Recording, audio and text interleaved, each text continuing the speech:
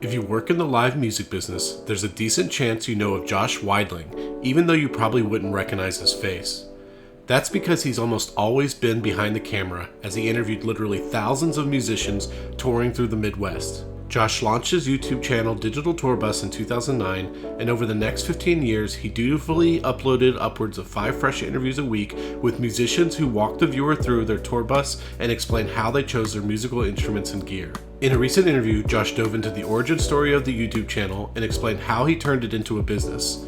He also discussed why he decided to keep his day job rather than go all in on the franchise. Hello, I'm Simon Owens, and this is The Business of Content, the show about how publishers create, distribute, and monetize their digital content. If you want to listen to an audio version of this show, subscribe to The Business of Content wherever you get your podcasts. And if you're a longtime fan of this show, you're probably aware that it's not monetized with ads.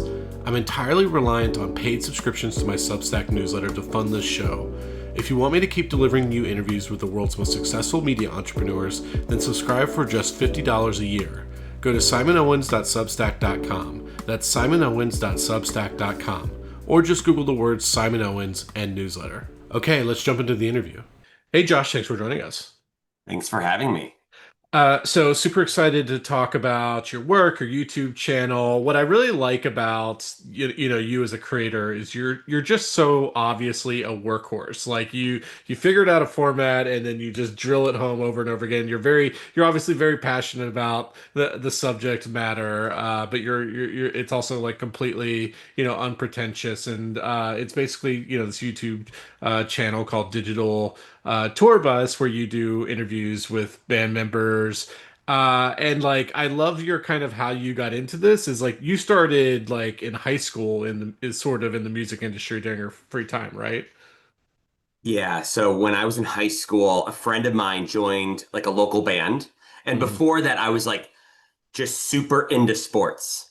Mm-hmm. Like music was barely on my radar, which that just probably tells you a little bit about how my mind works on these kinds of things. But my friend joined a band. I went to like his first show. I was like, oh, this is interesting. I thought like music could only exist in like arenas because that's all I'd experienced at that point. And so I started promoting bands and then just local bands in my area. I grew up in the suburbs of Chicago. And then I started booking local concerts. But then when I went away to school, that's when Digital Tour Bus came in. So what is Um, it? So what is promoting bands or promoting like what were yeah. you doing exactly? Yeah. So this was back in the MySpace days. And Yeah. so any of your listeners that, I would say over the age of probably 30 knows what MySpace is. Under the age of 30, it's probably, probably less so. But at that time, I was like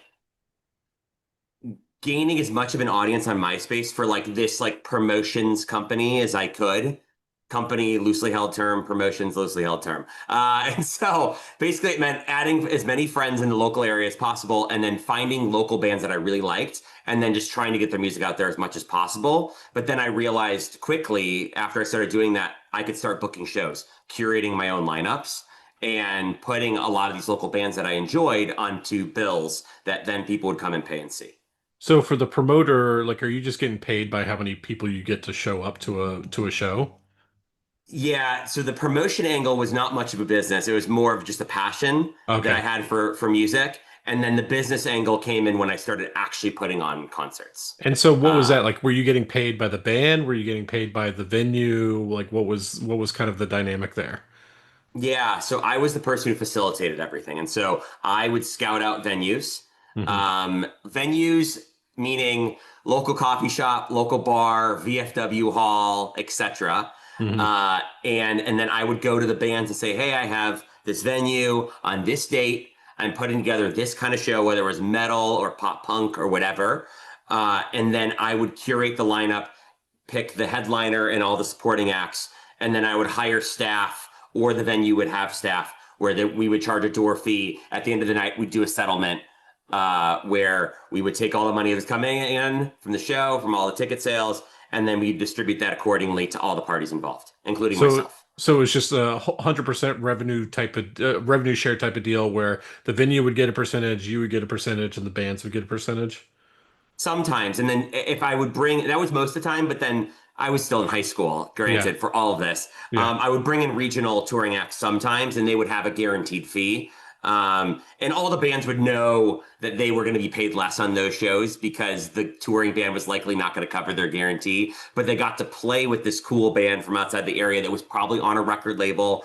And that was like sort of a validating thing for the Yeah. local bands. So. And what was that experience like in terms of opening your eyes that like if you had the right job, you could talk to semi-famous people who otherwise would not talk to you? Was that kind of an insight that you kind of gleaned from that time period at all? Kind of. I just realized what it was like to be a facilitator, Hmm. and because that's essentially what I do for Digital Tour Bus, is I facilitate the creation of content that does not feature me Hmm. in it at all in any capacity. And so, but I have concepts. I have, the difference is instead of booking them on a show and them getting paid for people that came out to see them, I'm putting them on a program that goes on the internet, which then leads to more followers, more streams of their music, and more fans of their band. And so it ends up being a similar concept, just a different outcome, both being positive for the band that's involved. And so after high school, you went to college in Iowa? Yeah. So for Yeah. 2 years, I went to the University of Iowa. And that's when I started Digital Tour Bus because I was away from my like local music scene. I was like, I can't start over in a new city. Yeah. This is not going to be good for me. Hmm. And Iowa didn't have much of a local music scene. So yeah, that's when Digital Tour Bus came in. And so is it didn't have much of a local music scene. So what did that mean in terms of just to we haven't really talked about what digital tour Yeah, bus is, but it's like it does a couple different things now. But it seems like in the beginning it was basically you have a camera and this musician who's touring and coming into whatever city you're in is bringing you onto their tour bus and kind of it's like MTV Cribs but for tour buses, right? exactly. That's the original concept. That was Digital Tour Bus at first. Yeah. Digital Tour Bus was those videos, and it was whether it was a bus or a van or an RV, whatever a band was touring in, I wanted to see it. And we would film it on camera. Don't go back and look at my early videos. They are not great. Yeah. As with any content creator, this was also 2009. Yeah. And so much different than today. And so you said that you didn't want to restart the promotions business or whatever. What town is University of Iowa in to start with? It's in Iowa City, Iowa. Iowa So City. not even much of a town where touring bands come through, let alone having a local scene of bands that are from that area. So what were So you doing then? Like were you going elsewhere or was there just enough bands coming in to where you could ask to do these tours? a combination, mainly the latter. So I would wait for bands to come through Iowa City. There was a few venues. One was called the Picador. It's now called Gabe's Oasis. Another one was called the Industry. Then it became Blue Moose, and now it's called something else. But there was like four venues in town that would bring in mainly small to mid-level touring bands from a bunch of different genres. Because Iowa is very it's an odd city. Like they have a huge arts culture there. So they had a ton of different variety of artists coming through. Um, but yeah, they just didn't have the bigger stuff. So for anything that was like a little bit of a step up, I'd go to Des Moines, Iowa, which was about hour and a half, 2 hours away, if I'm remembering correctly. And I would go there every once in a while if I could get a friend to drive me, Yeah. or if I had my car on campus, which wasn't often. And so and that was, after 2 years, I was like, I need to switch this up if I want to take this seriously. And I had transferred back to and lived and moved back home to finish college at University of Illinois at Chicago, UIC here in Chicago. And Chicago's a much better market for Yeah. bands. And so your MO was like you would get wind that a band was coming to a venue and what you would email their like contact page or something like that on their website and it's like, hey, I have this website, digitaltourbus.com. You think you could find some time for me to do this interview? Yeah, sort of, but I want to add a little bit of nuance to it because it was way worse when I first started. Yeah. So, what in 2009, developing a website was so much different. Like you had WordPress, but it wasn't even to the extent that it is today with the ecosystem, how it's built out. like it is today. Back then, I had to hire a web developer to develop me a website, which ended up being a horrible idea, but it was a V1 and I got through it. But when I would reach out to these bands when I first started, I had an email address that I still use. And this is not me like doxing myself or something. You can easily find this email address. It's digitaltourbus@yahoo.com. I still use that email address. Yeah. Uh, and everyone knows I get emails from every major record label, every major music management company, etc. And they know that email address. They know it's me. And so I still use that email address, but I was emailing them from that email address saying, I have a website that I'm working on. Nothing is put up live yet. I have a logo and an email, and you got to trust me, bro. And it's like, and so back then you could sort of get away with that. I would always say I've always been decently well spoken. And so I made sure that I came off very professional. But today you definitely couldn't do that. You couldn't have massive lead times for publishing content. People are very much immediate with what they want from you. Hmm. And so if I wanted to start Digital Tour Bus today, it wouldn't be possible. But yeah, back then it was like I emailed for the first year saying, I've got a website coming soon. You should totally work with me. Yeah. This won't be a waste of Well, your time. I give a lot of advice to creators who are thinking about maybe like launching a podcast or something. And I'm always like, you'd be surprised who would agree to do a podcast if they can see that there's something there.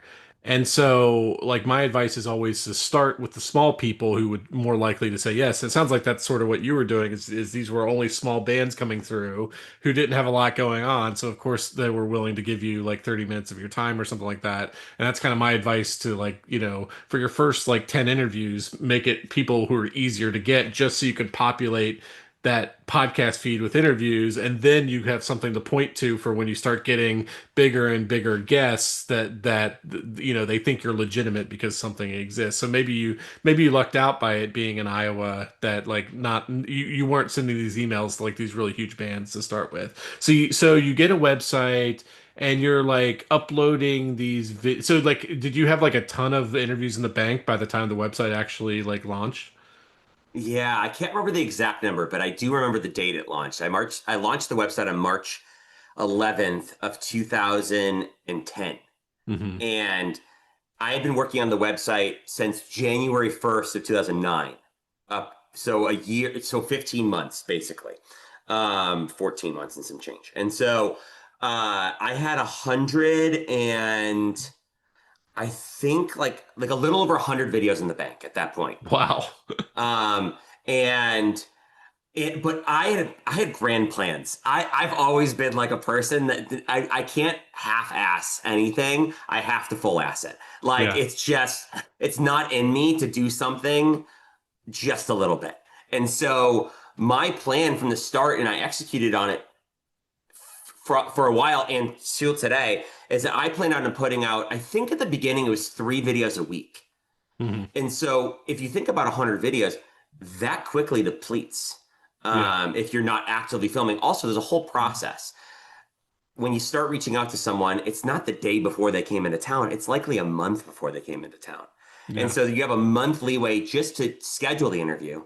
Then it happens. Then it goes into some sort of editing process. At this point, I have editors that I pay to do the editing. And then it goes into some sort of release queue because sometimes there's requirements on the artist end, like, hey, we'd like it around our album release. Or hey, we'd like it like right when we're announcing a new tour. Because this is really relevant content for that. And so it goes into a queue, and then I sort of curate from there. Like, hey, I don't want too many metal bands, or I don't want too many pop punk bands. I try to balance the genres so I don't get known for one particular thing. And so it takes a lot of planning, organization, and curation to even to today run the channel. So 100 videos sounds like a lot, but I quickly depleted through those. Um, so And like these weren't on YouTube. This was like an embedded like Vimeo video. exactly, yeah, yeah. I had a Vimeo Pro account, which allowed me to limit where the videos could be viewed. So I limited to just digitaltourbus.com. And and then I didn't launch on YouTube officially. I had a presence, but not where I was uploading new videos until I'm trying to think the year. I think it was 2012. And it coincided with the launch of the new version of my website where I switched from a custom forum based website to WordPress. Hmm. Um, and when I did that, I started uploading the videos to YouTube. But during the course of that first basically 2 years, I had like, it was a few million impressions on the website, but if it was a few 100,000 actual video views that counted towards my total. And Um, how were people finding it? Were like there people bookmarking it? Was it just all Google traffic? Like how were people Social coming across? media, Really? because there was no SEO on that Uh, site. yeah. SEO has never been my strong suit. Also, you've got to know that these videos exist because it's not a straight up interview. And so I could tag it as an interview, but I was also trying to brand this series that I was doing and create a fan base for it. So SEO has never been my friend. Also always welcomed competition because if more people are searching for this kind of concept, they're going to find my videos because I have so many. And so yeah, it was mainly Twitter at the time. Uh, Facebook as well, because Facebook still had so much potential for traffic from organic posts, Hmm. and the bands loved these videos, so they would promote them. Oh, nice. And so I had quite a bit of traffic come to the site, and then people would end up bookmarking it. Um, Hmm. and so a lot of direct and a lot of social media traffic. Very Yeah. little SEO. But there was like you weren't monetizing this at the time, right? It was hard. Yeah. I had a few sponsors at the beginning. They didn't get, now that I do work in marketing, I understand what they need to get, and I understand it's not a charity. Hmm. Back then, I was 18. And Yeah. so I had a very, very small grasp on what advertising actually meant and the results that needed to be had in order for it to make sense for these businesses. So eventually I'd switched to like Google's advertising system, and we all know that the CPMs in there, not great for Yeah. banner ads. Even search ads, if you build in their search system, it's not great. So, Hmm. so yeah, it was very little advertising revenue. So in 2012, you relaunch your website, and that's when you at that point you had like probably what 1,000 videos that you had shot or something like that, and you uploaded them all to YouTube, right? Yeah, exactly. I brought everything over to YouTube and uh, and even the whole back catalog because I needed to have these videos available for consumption on the new website. And I was dumping Vimeo. I was like, why would I, if I'm going to go social with it, why would I have Vimeo on my website and then YouTube as well when I'm paying for Vimeo? That doesn't make any sense to me. And Hmm. so and I'm actually checking, I'm scrolling on my other screen right now to check how many videos I had when I launched V2. And it was around like 500 Hmm. Okay. when I launched V2. Um, so yeah. And did they start finding an audience on YouTube pretty quickly, or did you that was that like more of a slow burn? Everything's a slow burn in my world. Yeah, yeah. So, and here's why. I think partially it's educating people on why this video exists, why the series exists, why it's cool, why it's better than everything else out there with bands. Because I'll stand on that ground. If your name is not Nardwar, the human serviette, he has the best band interviews and artist interviews on the internet. Big fan. But if you're not that, back in 2012, I was the best you could get uh, in terms of behind the scenes access. And so it was really just having these videos find their natural audience because even for a fan of a band, there's still only a subset that are going to consume interview content. Hmm. Um, Many just want to consume gossip and announcements. And social media in its current form in 2025 has completely replaced, for the most part, the need for a news aggregator website where you have to go to it to find announcements from your favorite bands because it's all on your Instagram feed or your TikTok feed or your YouTube feed or your whatever feed you're on, Mhm. or email list. And so my concept is not future proof, but it's more future proof than a lot of them. A lot of my competitors, loose term, in 2012. Uh, and so yeah, they did find an audience. It just took time. It always have taken time for me. I've never Okay. had explosive growth.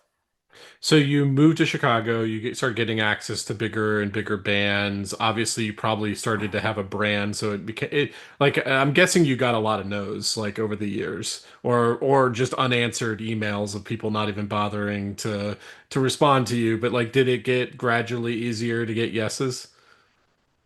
You know, I wish I had a tally. I really do. I wish I had a tally on how many people I reached out to, versus how many people get back to me versus how many I actually convert into an episode.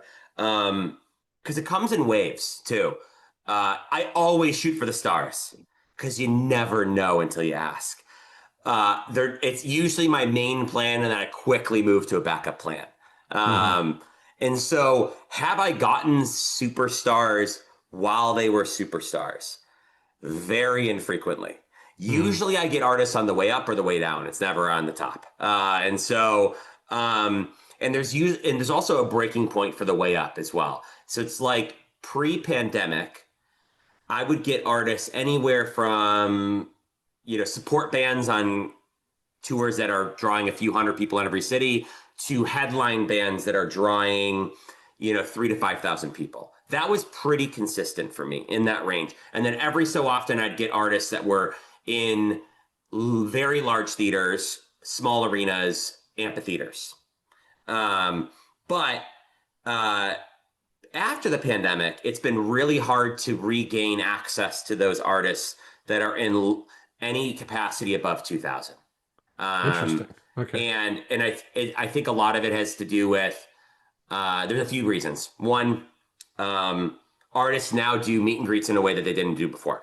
So that is very, very highly monetized time of theirs, where they Hmm. bring in fans that pay a lot of money to meet them in person. Hmm. Um, if I was an artist, if I'm putting my like business cap on, I would totally prioritize that over doing interviews. Hmm. Um, Two, I think there was just a lot of artists or a lot of interview opportunities that were being presented to artists that weren't worth their time. And so they sort of pushed them all away. They don't allot time in their day for interviews in any capacity. And then three, social media and the way that bands and artists use social media is inherently different in 2025 than it was in 2010. They are providing a lot of access to their followers and fans that they wouldn't have done back in 2010. Um, and that is in their mind replacing the need for interviews. But I think that there are flaws in that logic. I wouldn't still be doing what I'm doing if I thought that sure I'm replaceable completely. Um, I think if bands and artists put their marketing hats on and understood a marketing funnel, they would understand that my videos are very different than a TikTok that goes viral. Hmm. Uh, the that goes viral gets someone loosely interested into your music. Maybe they're now even just maybe familiar with either your sound, your name, the song title, whatever, a dance move that's on TikTok.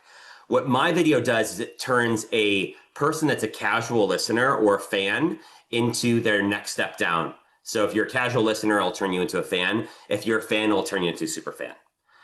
I'm more mid to lower funnel, um, because you have to be interested in what this interview gives you access to. And if you're not an extremely nosy person like I am, and why I started this, and my core audience of people that really just love this kind of stuff, the people that are watching are people that are already familiar with your music. Yeah.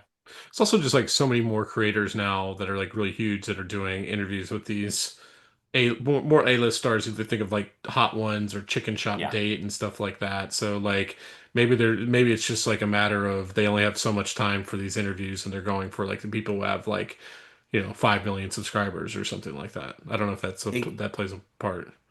it definitely does, but those shows have their pick of the litter, And Yeah. so until you're at that level, Hot One's not having you on.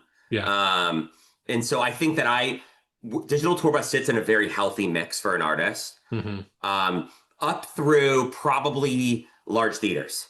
Arenas, I can't really provide much value to those people, Hmm. although I'd love to have them on the series. Yeah. If if I was in their shoes, I wouldn't do it either. Here, with one caveat: 15 years in, there are artists now that have grown up on my videos, Hmm. and I would say about at least half of the artists I interview these days are people that are absolutely in love with my series and grew up watching it. Hmm. And so a lot of my audience tends to be people that become musicians or become road crew for artists. So I would say there's a meaningful percentage of people within a certain age range that are on the road in some capacity in music that grew up on my videos. And so Yeah. there is that nostalgia factor that plays into their decision making. My DMs are full of, not full of, semi full of artists that are me punching above my weight.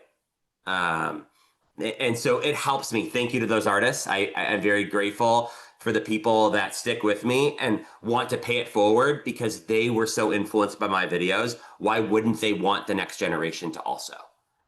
So just as you have a ceiling of in terms of the kinds of artists that you can get, do you also have you already also set a floor? Because obviously there are tons of like wannabe like big bands out there. Are you trying to like be a little bit more like choosy in like what size band you're willing to have on the show? Yes and no. I I'm a sucker for helping people out, especially if they're into my series. And especially they make it easy for me. Just like I make it easy for artists, when I film with them, I go to the venue. They don't have to go anywhere. Whereas if they go to radio or they do hot ones or they do whatever, you're going somewhere else. Hmm. I come to the venue, I make it easy for you. I'm very streamlined with my process, so I don't take up much of your time. And so those are the things that make it easier for those artists above me or at and above, uh, me punching at or above my level. And then the artists that are sort of lower, not as much worth my time, but definitely I appreciate everyone that wants to be on the series. Um, those people that offer to come to me, that's a Hmm. big one for me. I don't have to travel anywhere then. So they show up at where I live, they park on the street, and we film the episode in my neighborhood. And so, but even then, there is a floor because at the end of the day, this is a business. And unless you have stellar music or the most unique setup for touring, Hmm. it's really hard for me to justify artists that are not a certain level.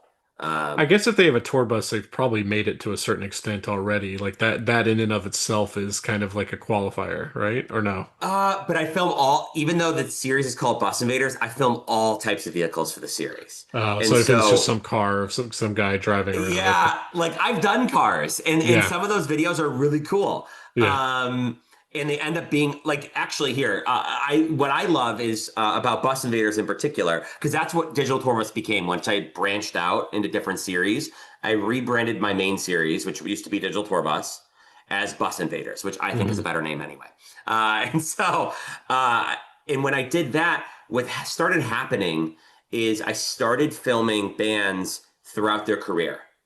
And again, there is a ceiling, but I love getting bands that I think are have really great potential when they're in a van, and Hmm. then getting them again when they're in an RV, and then getting them again when they're in a bus because it's really cool for the fans. And it creates the storyline of the more you support the artists you love, the more comfort they can tour in, the better show they can give you. So how did you start diversifying beyond just the bus stuff?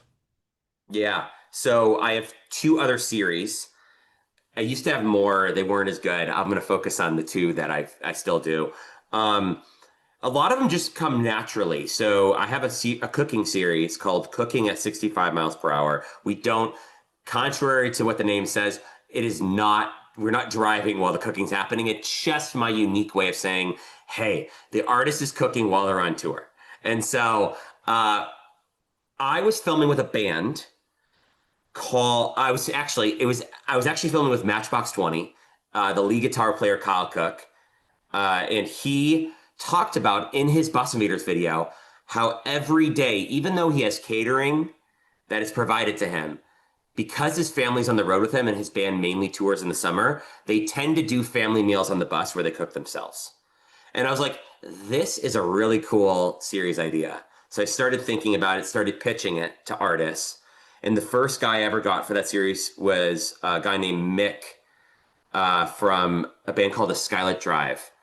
And no, his name wasn't Mick. His name was Jagger. Well, that's why I was thinking Mick, because Mick Jagger. His name was Jagger or Jag from a band called the Skylit Drive. And he did the first episode of that series. I've only done like 55 episodes of that series. A lot of bands are starting to cook more in 2025 than they were in 2013 when I launched that series. So that series is going to have some sort of resurgence coming up. But that was just an idea I came up with while I was filming Bus Invaders. And then another one, which is my Gear Masters series, which is artists showing off the musical gear they play on stage, which is their drums, guitars, pedal boards, etc. An artist came to me. He was At the time he was the guitar tech for the rock band Trapped, and he was like, "I don't like Rig Rundown from Premier Guitar." That was the main series. That's still the main series that does that concept where it's artists showing off their gear. And they are at a level that I will never be at. They have been doing this for a lot longer than me. They have a lot more connections than I do. They have an audience that I don't. But we had an underserved market, which was these mid to smaller bands that weren't showing off their gear. And that's sort of where I came in. Was artists they weren't going to film with, essentially. And but what I do differently from Rig Rundown is they have a host on camera with the artist. And I don't have a host in any of my series. The artist hosts their own video. I direct from behind the camera, but my voice is cut in the final edit. And so my series ends up giving more of a spotlight to the artist, in my opinion, compared to Rig Rundown from Premier Guitar, because in that series, the host is competing for spotlight. They inherently have to because they're on camera, but they also have to because in their world, they're trying to prove to the artist that they're good enough to be on camera with them to talk about this stuff. Where in my world, I'm an idiot behind the camera. I'm not even a musician. I'm just a guy that's curious, that now has some knowledge, but when I started didn't, about musical gear. And I'm just like a kid in a candy store. What's that? And I get them to talk about it. And so it's inherently filmed from a different perspective. And so I think that my video potentially gives more of a shine to the artist instead of them sharing it with a host. But those are the three main series that I do now: Bus Invaders, Cooking at 60 miles per hour, and then Gear Masters. And I have a new one I'm developing now that I don't want to talk about, but it's another aspect of touring. And I'm really excited. I just started pitching it though. So, And when we spoke like a year ago, you still had a full-time job. Is that still the case? yeah, so I actually left that job, and I have my own little marketing agency now, where I do influencer marketing, where I have a few brand clients and I run influencer marketing programs on their behalf as sort of an extension of their team, like a fractional influencer marketing manager. But it's the same thing I used to do at my old job. Now I just do it fractionally for multiple companies. Where you're going and finding the influencers and making the brand deals and stuff like that and ensuring that Exactly. they do the creative and stuff. But like I guess what the question I have though is like then what does your schedule look like? Because I think you're publishing like at least 5 days a week. Like you were putting out a ton of content on a regular basis. I know you have an editor, but like you're the one who's like sounds like you're doing a bunch of most all the booking, the all all the communication and showing up and so like what does your week look like? Insane. That's what it looks like. No, I've actually, because I work so far ahead, it allows me, in terms of like a video that published today, I started working on that video 2 to 5 months ago. And so because of that lead time, it allows me to have a life while publishing a video 5 days a week. Plus, a short form video every day. And so, believe it or not, I used to publish a lot more. And I'm debating switching back from 5 to 6 or 7 days. I have the content, but here, I'll give you some of my it'll start to make sense, my process as I explain this and why I'm able to do so much. When I go out to a venue, I don't usually just do one video. I'm usually filming with multiple acts on that tour or doing multiple videos with the same act. So, for instance, I have video shoots coming up in not this Sunday, but the next Sunday, where I'm going to be filming with 4 acts on the same tour, and I'm potentially doing more than one video with 2 of those acts. So that day, I'll get enough content theoretically for a week of releases. And that's one afternoon. And so that's how I'm able, and then because of my long lead times, I'm able to stack up content and not have to worry about running out. The only time I ever worry about running out is like January and February, because no one tours in December, January, and February because it's Hmm. winter up in Chicago where I'm located and holidays. So, so yeah, that's the only time I'm ever running short on videos. But in the summer, actually right now I need to slow down because I have way too much. Um, and it's really just like if I get a video or two almost every day, it quickly stacks up. Yeah. And Well, it's like not super time consuming. on average, how many nights a week are you at a venue? Um, Busy week, all 7, but on a light week, 1 or 2 nights. And then, but I'm not there the whole night though, because I don't film the show in any capacity. So if I'm at the show, it's because I want to be there as a Yeah. fan. And I'm likely getting the tickets for free. Thank you to the artists for providing me those. But it's usually, if I'm just going out to do one video, it ranges from a time commitment of 45 minutes to 2 hours. And it's usually not more than that. And so on the front end, yeah. Yeah. And how much do you like genuinely still enjoy like live music? Like how much are you like part of the subculture in Chicago? Like Yeah. are you like a local celebrity at every venue because you're there so often? Like what's kind of your relationship to live music now? So I'd say in the mid 2010s, completely fell out of love with live music. Um, and it coincided with me trying to do digital tour bus full time Hmm. after college. I gave myself, I think it was 2 or 3 years before I got a full time job using my degree. Hmm. Um, and that was the most frustrating time period. Also, it just coincides with the industry wasn't there. Being a content creator and being full time at being a content creator was so rare unless you were the top of the top. Hmm. And now there is so much depth to being a content creator. There's so many avenues to make money in a way that there wasn't back then. So I completely fell out of love with live music in the mid 2010s.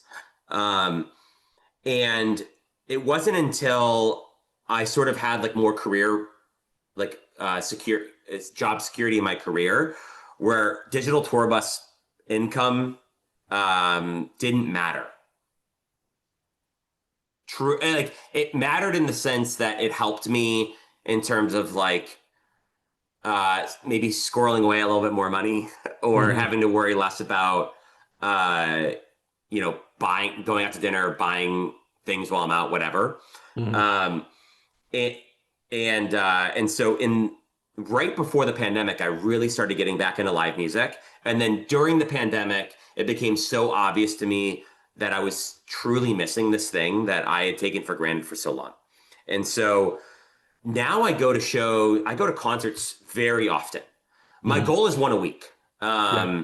I could probably be at a show every night. I just couldn't function if I did that. I'd be up Hmm. too late. I'm already up too late, but I'd be up too late. I wouldn't have any meaningful life outside of going to concerts and working. But I try to prioritize going to one concert a week. Recently, though, I had a stretch where I was at 5 concerts in 6 nights. And so, that's hard. That's really hard.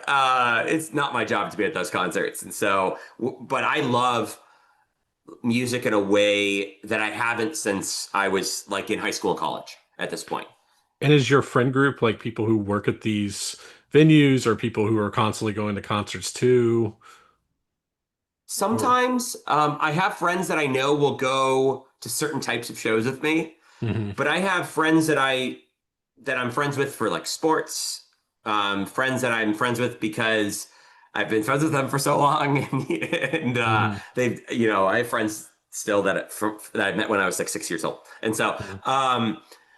and I'm also okay with going to shows by myself. That's fine with me. That was I wish I could tell 20-year-old me that it's fine to be at a show by yourself and it's not uncool and you can be because you're going to find people that you relate with because you're at a show where you mutually like the same music. And so it's so easy to just talk to people and meet new people at concerts because you're all there for one purpose. And so, but I have a bunch of friends that they know I'm like sort of like the ticket person. I always have two tickets in my life to shows. And Mhm. so, and they're likely tickets I didn't pay for. But I do pay for a lot. I bought a concert ticket this morning to a show for a band that I grew up on, very nostalgic, a band called Cartel. And they're doing like a 20-year anniversary for the record I grew up on in late high school, early college. And so I buy concert tickets as well. But I love live music, love it. So you have like I think like 250,000 subscribers on YouTube, and then I know you cross post stuff to like other platforms as well. How do you monetize your content now?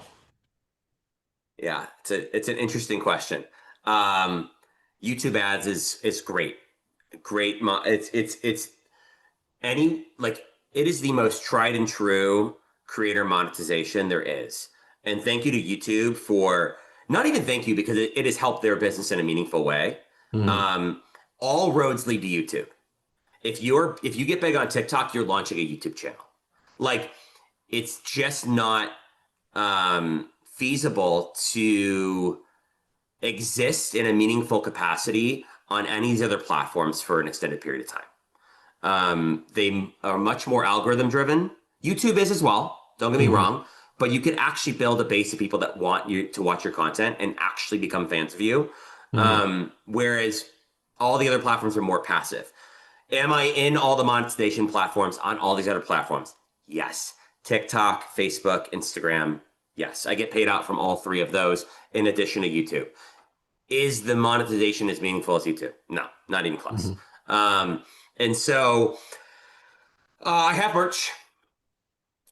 It sells every so I don't really push it. It Yeah. sells every once in a while. I'm about to do a big launch in a way that I haven't done before. We'll see. It's a test.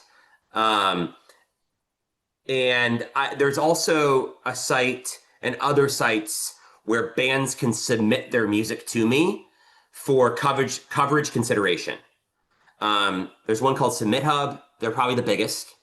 There's another one called Groover, and bands will pay me to listen to their music, and if I like it, I will feature it on a playlist I have on any of the streaming services and invite them to do a blog post on my website, which will be cross posted to all my accounts.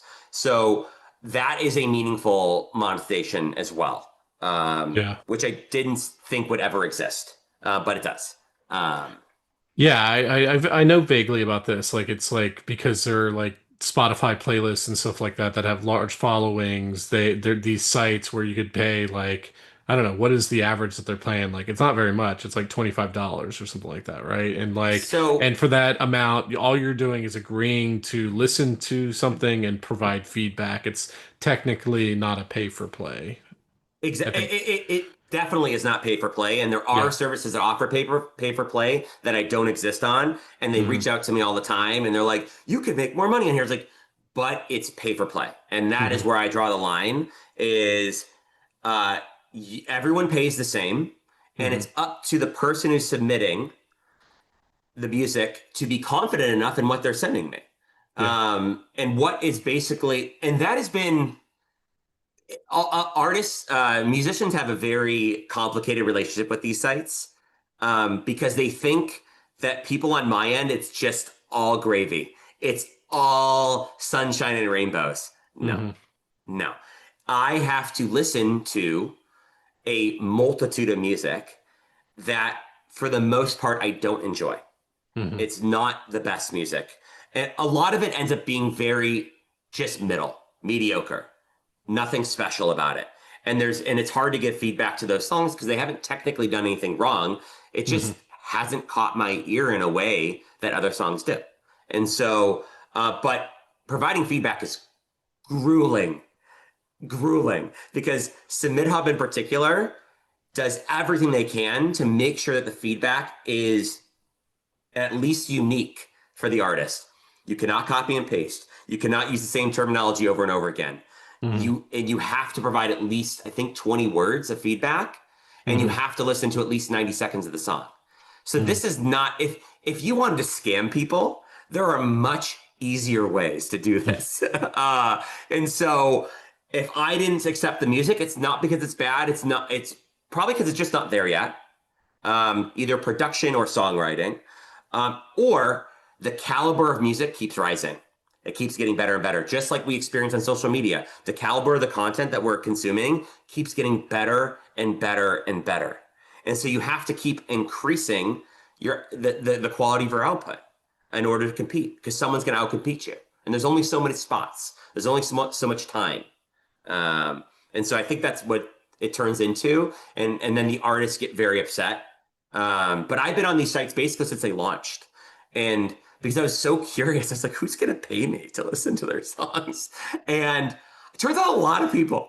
Yeah. I still accept free submissions as well. I just cap the number that I can receive Hmm. at 10 per day on Submit Hub.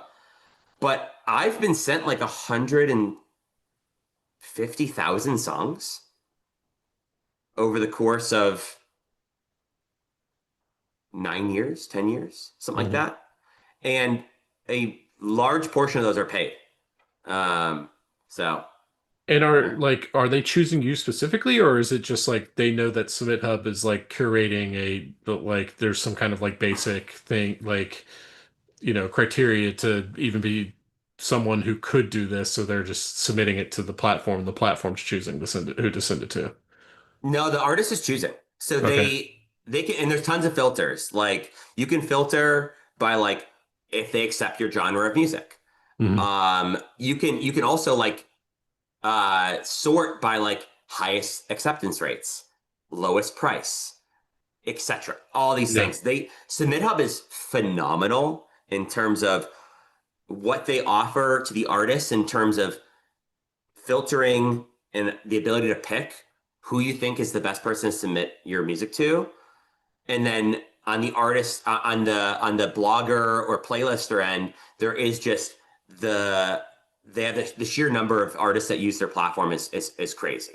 Every major label, every like management company, they're all submitting their lower level artists on this platform. Even to the point at one point, like the chain smokers themselves were using the platform because blogs and playlists were a huge part of how they gained their audience. So they personally used the platform and submitted every new single themselves using their email address. Because I've had email conversations with those guys, even as they were blowing up. I think they sent me 20 or 30 songs themselves, Hmm. even though they had a label, PR. They were doing this themselves. And so it's the artists that truly understand that there's word of mouth is important. Every aspect of this, every aspect of discovery is important in some way, and it all feeds into each other. So where do you like? I mean, you've been doing this longer than most creators. You've posted thousands of videos at this point. Like, where do you want to go from here? Or are you just like perfectly happy where you are, and this is like you could just keep on coasting like this, and you'd be happy? Um, it's a tough question. And so, did I think I'd still be doing this after 15 years? No, no, probably not. Didn't think so. 16 years technically. Um, as long as I am, because it helps feed into what I do in my marketing career, like being a creator is my street cred. Hmm. Like when I have to have conversations with creators that I want to sponsor, it helps that I tell them that I'm also a creator. And I am one in a meaningful capacity. This is not some like I post the food I eat on Instagram. Yeah. Hmm. I have a legitimate audience, and I have built a legitimate platform for artists over the last 16 years. And so and a lot of these creators that I'm looking to sponsor, once I tell them what my channel is, a sizable portion know what it is. Hmm. I punch above my weight class in terms of the sheer number of people that have watched my videos. My Hmm. subscribers and my followers isn't a true representation of Hmm. how much reach my content has gotten over the last 16 years. And so it does help my marketing career. It helps. I call it keeping my chops up.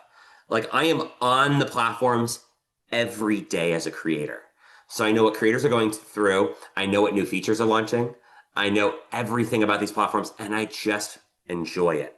It Hmm. makes me better.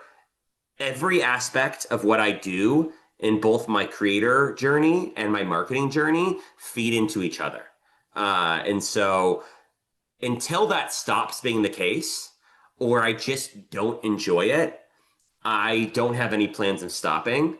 Um, yeah, that's the I don't know. There's a lot of nuance though to all of this. You don't Um, have any plans to stop, but you also don't have any plans to do something more ambitious or like try to make a go at it again to do it full time. yeah, no ambitions. Yeah. But then again, I'm still being creative. Like for the first time in 9 years, I'm developing a new series. Yeah. Um, and that series is strategically positioned to get artists to say yes when they don't like my other three that I currently have. And it's strategically positioned to give fans access to a part of an artist's career that they don't already have access to because I've done market research on it. And so that is a very uh, no-brainer thing, and I'm surprised no one else has done this. And so I'm still being creative there. I find it very fun and fulfilling to develop a new series. Um, and the artists help fuel me when they tell me they grew up watching the videos and they want to be in the series. Like one of my favorite new artists, this band called Honey Revenge. They were like a pop punk pop rock band, sort of like female lead singer. So sort of like Paramore, but maybe a little bit more pop. Um, like they DM me on Instagram the other day and was like, "Hey, we just upgraded our vehicle. We want to do another video, and would you want to come out?" And I'm like, "Of course I want to come out. Like I like your music. I've featured you a few times already. Thank you so much for thinking of me." So that like the easier it is for me to keep doing what I'm doing, the more I'll keep doing it. If it becomes meaningfully harder for me to get artists to say yes, like why would I work harder for I make a lot more money doing marketing. Yeah. So, uh, and I'm also not someone that like is looking. I don't care about being rich and famous. That's not. I have very realistic expectations for my life, and I value experiences more than I do. I don't want fame for myself. That is for sure. I it's sort of contradictory. I'm doing your podcast, but I enjoy also hearing. I don't enjoy hearing myself talk. I enjoy talking though, and I enjoy having conversations. And so I don't want to be famous. I I love being behind the scenes. I always have been. And so even when I was booking concerts, it doesn't. I never wanted to be on stage. That petrifies me. If someone recognizes me, it's usually because the hat, and it's usually the dude at the venue that is the most into the band, which is awesome. I love when people approach me and get the chat for a second because otherwise you're just numbers on a screen and an analytics platform that the platform provides me. And so, and that is very dehumanizing. That's very dystopian. And so, if anyone ever sees me at a show, I'm at tons of shows, or if you see me outside of a venue, I'm not approachable. And so the only time I'm not approachable is if I'm shooting a video. And so don't interrupt me then. But yeah, I love it. I still love doing all of it. So Okay, Josh, those are all the questions I have for you. Where can people find you online? Okay. All platforms at Digital Tour Bus. That, and then if you want to follow me personally, you're just going to see pictures from me being at concerts. I don't share much of my life, some stories, some that, whatever. But you can find me on all platforms. It's at Joshua Weidling, Weidling. But you don't have to follow me. Go follow Digital Tour Bus. I care much more about that. Um, and yeah, that's where you can find me. Well, that was a lot of fun. Thanks for joining me. Thank you for having me, and thanks for letting me just ramble.